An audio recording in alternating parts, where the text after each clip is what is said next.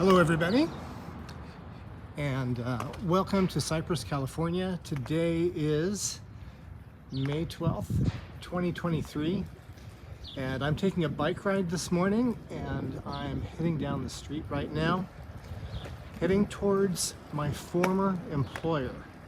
I worked for an organization called Straight Talk Clinic for 16 and a half years. It was the beginnings of a psychotherapist journey, and a very amazing one at that. I owe so much to this organization. It's a community nonprofit organization. I owe so much for this organization and everything that they did for me, and everything that I got out of it. As we get closer, we're going to see that the building is no longer there. The agency has moved from Cypress, California to Santa Ana. But we're going to kind of take a peek at looking at what's there now. This used to be an old farmhouse, and there were some trailers on the property. And I believe the city or the school district owned the property. And I guess a few years ago they wanted the property back, so the organization moved to Santa Ana, California, which is too bad because this location was very central, very mom and pops. You can see the fence in back of me now surrounding the property. So a little sad for me to see this, and I'll poke over the fence in a minute to get a better idea of what's going on. But this was the center of a lot of things. The organization started in 1971 as a way of helping families with their children, working with drug and alcohol abuse. And it grew into a general counseling program, and then a school program, and then we started opening some residential programs. I started working here as a junior. At my college, I had to put in 3 semesters of internship before I even graduated with my bachelor's degree. I came here and I applied for an internship position, and I was so fortunate. I got a job as an at-risk youth counselor working in a local high school. Unfortunately, it was my local high school, so the roles were a little bit weird because I was working with my former teachers and former school counselor, but otherwise it was like this amazing experience. None of the other students that I worked with had an experience that was the same. Most of them worked with homeless people or in other organizations where they had no direct patient care, where I was coming into class every week talking about all the amazing sessions that I had with these awesome kids. And I remember my first session, a beautiful woman came into my office. She was about 17 years old, very upset, having a lot of abuse that she was sitting on, needed somebody to talk to, and was hoping for a female therapist, but I was the one that was available, and just basically said, hey, do you want to just try this and see where it goes? She'd never been in therapy before, and I'd never done therapy before, and we put our cards on the table, and that was the beginning of a great relationship. I have no idea where she is now. I guess she's probably, like most of the kids, in their 50s, because I wasn't too much older than them, and I'm 60 now. So this was back in 1988. So let's look over the fence here and see what we see.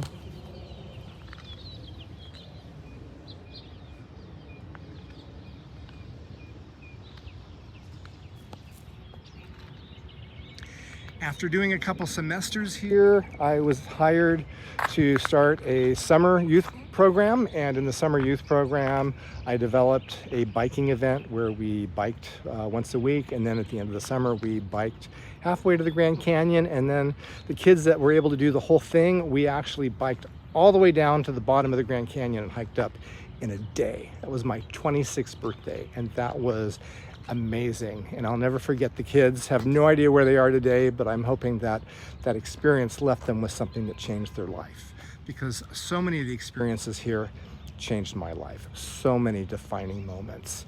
I led a group for 6 years for kids that had lost a parent to death or divorce. And the types of honesty and relationships that came out of that group and the healing was just amazing.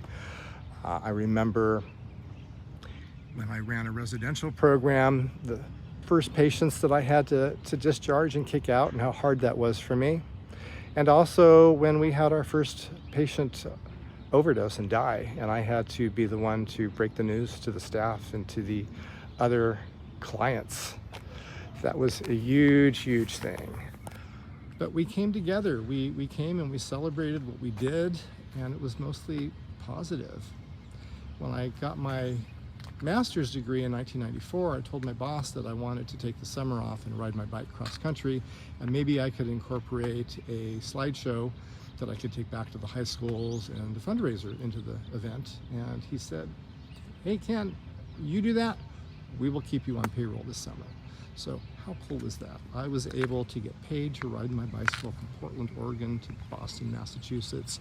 And the slideshow I came back with, I showed in the schools for a couple of years, and it really generated a lot of interest with the children and kids in wanting to work on mental health and be healthy and be engaged with services in the school. Kind of a fun thing, I started rumors at the high schools I worked at that the kids that came in for counseling weren't the sick kids. The kids that came in for counseling were the cool kids who wanted to stay cool and not get to a point where they needed drugs, depression, anxiety, or anything else. So to come in, and that worked. At one school, Garden Grove High School, one year we had, I think, 125 students coming in, all voluntary, coming in for our groups and individual therapy. I did not see them all. I had other therapists there that were helping me out, but just a really, really positive thing. And when I left, I was here for 16 and a half years in different capacities. I worked out of the office here, I worked out of the high schools, I worked out of a residential drug treatment facility for over 8 years. The experiences that I had and the people that I met really shaped me with who I am today, and I'm eternally grateful for Straight Talk Clinic, and I'm really glad to know that it's still around. These moments were the moments that defined me. And when I left Straight Talk and didn't have a dry eye, I was bawling my eyes out as I gave a speech talking about every single defining moment that I had over all the years, all the triumphs I had, all the things that happened that made me who I was. And I always knew that good times didn't always last forever. And I kind of coined the phrase then, live each day like this is going to be the good old days that you look back on in the future. Because there were times when we had summer events where we were taking the kids up to the Sierras 2-3 times a year for these joyous campouts. We had group therapy 2-3 times a day. Seeing the kids grow was like a year's worth of therapy out of 1 week of camping out with us. So many amazing things. But you know, times changed. The schools would change their policies of when we could take the kids out of class. Funding got cut. We lost our school program when all of a sudden the county decided they wanted to do something else. The schools were the ones that screamed the loudest, saying, how can you remove these services? These people do so much good, and this is such a necessary and needed service. But the county wanted to go with something else. One door closed, another one opened. That's when I started working in the residential drug treatment program. And that was also another great, awesome opportunity. The patients there were in the program for a year, and most of the graduates took 18 months to get through. So the amount of therapy, the amount of relationships that we were able to build, and the networking with the community. At that spot, that organization, I networked with AIDS Services Foundation of Orange County, the Orange County Healthcare Clinic, the Methadone Clinic, just so many different other housing committees. There was so many things that I was just a part of in the community at that time. And it was great, but good things don't always last forever, and the funding changed, and we went from a year-long facility to a 6-month facility. And then at one point we had to close our beds, and we had to cut them in half. So we closed one facility, and closing that one facility meant I had an extra 4-mile commute, and that 4 miles meant 20 extra minutes. And at this point in time, I thought, you know, it's my time to move on. We were mostly a training institution, and I had trained whether in the schools or in the drug rehab program. I had trained so many therapists who went on to do major, incredible things. I am so proud of the people that I worked with, and so lucky that I had a part in their growth process, because some of these people went on to do great things. I work for a hospital, and it's kind of ironic of how many people that I work with also work for the same hospital.